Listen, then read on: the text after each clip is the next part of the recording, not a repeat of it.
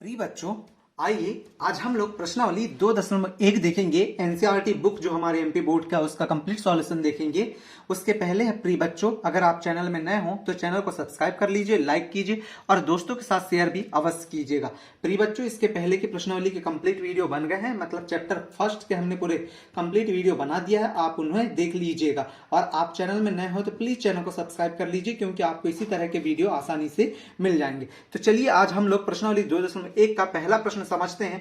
पहला प्रश्न क्या कह रहा है आपके सामने, देखिए। सबसे पहले मैं आपको कुछ समझा देता हूं, उसके बाद हम प्रश्नावली में चलते हैं। यहां पर ध्यान दीजिएगा, हम लोग सबसे पहले आप लोगों के लिए दो बातें मैं आप लोगों को बताता हूं। एक तो पूर्ववर्ती बताता हूं और एक परवर्ती बताता हूं। ठीक है प्रिय बच्चों, तो आप एक परवर्ती देखेंगे और एक पूर्ववर्ती देखेंगे। तो सबसे पहले यहां पर देखिए, हम एक साइड लिख लेते हैं परवर्ती, एक साइड क्या लिख लेते हैं बच्चों, परवर्ती, और एक साइड लिख लेते हैं पूर्ववर्ती। ठीक है, एक साइड परवर्ती और एक साइड हमने क्या लिखा, परवर्ती लिखा। अब पूर्ववर्ती और परवर्ती का मतलब होता है, यहां पर हम लोग लिख देते हैं आप लोगों के लिए, पूर्ववर्ती और परवर्ती का मतलब होता है एक आगे।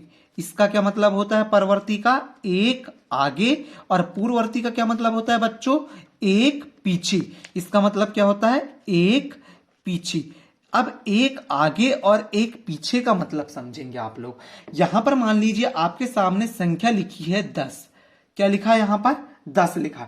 अब मैंने बोला आपको संख्या 10 का परवर्ती बताना है। परवर्ती मतलब क्या बोला गया है, एक आगे, मतलब कि 10 के बाद क्या आता है, एक आगे, 10 के बाद एक आगे आ जाता है 11। और पूर्ववर्ती मतलब क्या होता है, एक पीछे, मतलब कि 10 के पहले क्या आता है, तो 10 के पहले आता है 9। मतलब कि परवर्ती कभी बोला जाए तो एक आगे का लिखना है, और पूर्ववर्ती कभी बोला जाए तो एक पीछे का लिखना है। बात आपको समझ आ गई होगी। इसके लिए अब हम लोग प्रश्नावली का सवाल लेते हैं। और यहां पर सवाल देखिए, आपके सामने सवाल है, क्या कह रहा है, 10,999 के बाद की तीन प्राकृत संख्या लिखिए। इसके बाद की हमें तीन प्राकृत संख्या लिखना है। किसके बाद की, 10,999, 10,999 के बाद की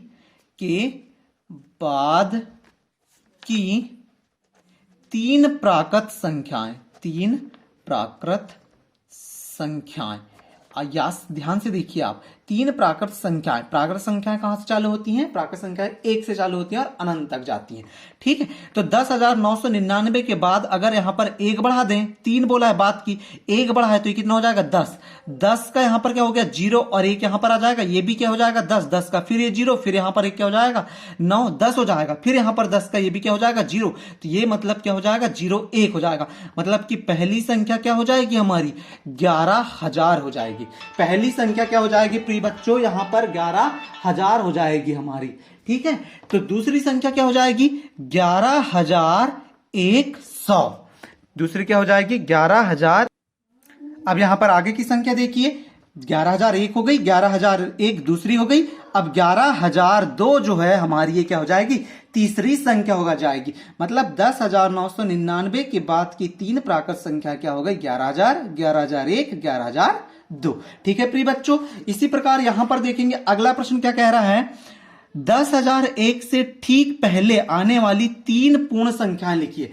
10,001 से, तो देखेंगे यहां पर 10,000, यहां पर देखिए 10,001 के ठीक पहले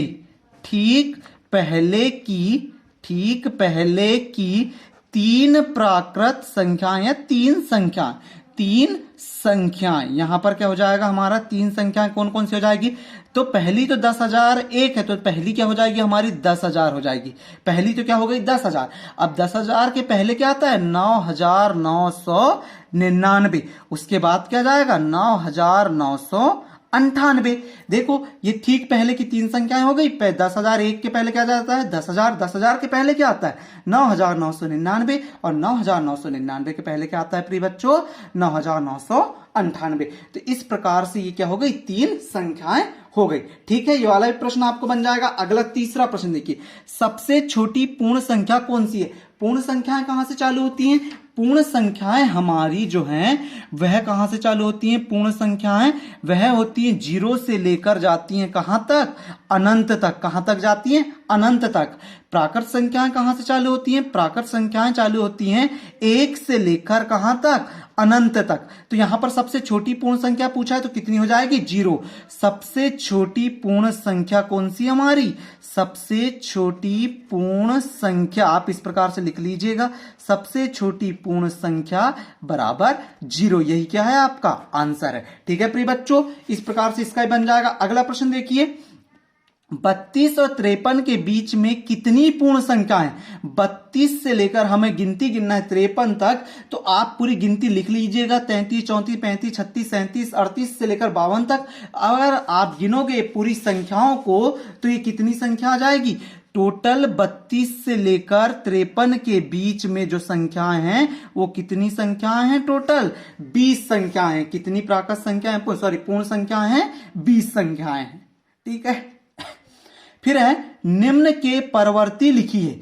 परवर्ती बोला है यहां पर, परवर्ती मतलब कि एक आगे का। ठीक है, तो यहां पर क्या है? यहां पर देखेंगे आप 24,40,701 है तो 702 हो जाएगा। इसका आंसर क्या हो जाएगा हमारा? यहां पर देखेंगे इसका आंसर क्या हो जाएगा हमारा? पांचवे का पहले का आंसर क्या हो जाएगा? 24,40,702। उसी प्रकार बी नंबर का आंसर क्या हो जाएगा हमारा? 1,01,199 है तो ये क्या हो जाएगा? 1,02,000 हो जाएगा। कितना हो जाएगा? 1,02,000। इसी प्रकार इसको देखिए आप, तो ये अगर यहां पर एक आगे का लिखना है तो ये बढ़ेगा, तो ये 9 क्या हो जाएगा? 10। तो ये भी 10, ये भी 10, ये भी 10, ये भी 10, तो यहां पर एक आके जुड़ जाएगा। मतलब कि सी का आंसर कितना हो जाएगा? 11। और जितने 9 थे उतने क्या लगा देंगे आप? 0, मतलब कि 5 0 आप लगा दीजिएगा। फिर यहां पर देखें 23,45,670 है तो इसका उत्तर क्या हो जाएगा? डी का। इसका उत्तर हो जाएगा 23,45,671। इस प्रकार से आप इस प्रश्न का उत्तर कर लीजिएगा। ये हमने किसका उत्तर करा है प्रिय बच्चों? ये हमने किया है अभी आपके सामने ये प्रश्न नंबर 5वें का। ठीक है, समझ आ गया होगा आपको। अब छठवां प्रश्न देखिए। छठवां प्रश्न क्या कह रहा है आप लोगों से कि निम्न के पूर्ववर्ती लिखना है। पूर्ववर्ती मतलब एक पहले का। एक पहले का लिखेंगे तो देखिए छठवें का हम हल करते हैं तो ए नंबर का एक पहले का लिखे 94 का तो क्या हो जाएगा? 93। फिर बी नंबर का लिखे तो 10,000 है तो ये कितना हो जाएगा? 9,999। फिर अगला देखें सी नंबर का। यहां पर सी नंबर में देखेंगे 2,08,090 है तो इसका क्या हो जाएगा? 2,08,000। एक कम कर दीजिए 90 से तो क्या हो जाएगा? 89 हो जाएगा। और डी नंबर का भी लिख लीजिएगा तो डी नंबर का क्या हो जाएगा? डी नंबर का आपके सामने 76,54,321 तो ये क्या हो जाएगा? 76,54,322 हो जाएगा। सॉरी पूर्ववर्ती है तो ये क्या हो जाएगा? 321 है तो 320 हो जाएगा। तो ये इस प्रकार से आप छठवें प्रश्न का भी पूरा उत्तर कर लीजिएगा। अब यहां पर सातवां प्रश्न देखिए, संख्याओं के निम्नलिखित युग्मों में से प्रत्येक के लिए संख्या रेखा पर कौन सा पूर्ण संख्या के बाईं ओर स्थित है ऐसा हमें बताना है। इनके बीच में उपयुक्त चिन्ह ये वाले का उपयोग करना, मतलब कि बड़ा वाला या छोटे वाले का उपयोग करते हुए इन्हें लिखना है। ठीक है प्रिय बच्चों, तो देखेंगे इसका हल। यहां पर देखिए तो यहां पर क्या है?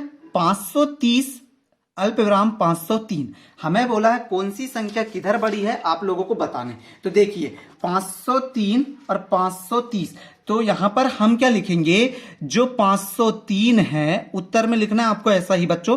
503 संख्या 530 के बाईं ओर है। किधर है? बाईं ओर है, ऐसा आप लिख सकते हैं। ठीक है, बाईं ओर है ऐसा लिख लीजिएगा आप। तो यहां जब आप बाईं ओर लिख लेंगे तो यहां पर सही लिखिएगा, बाईं को थोड़ा वो हो गया।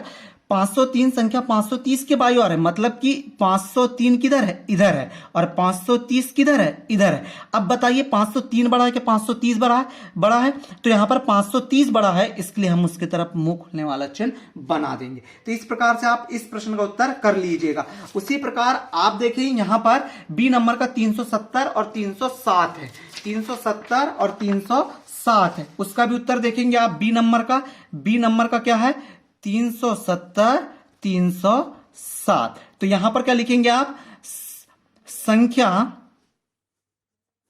307 संख्या 370 के बाई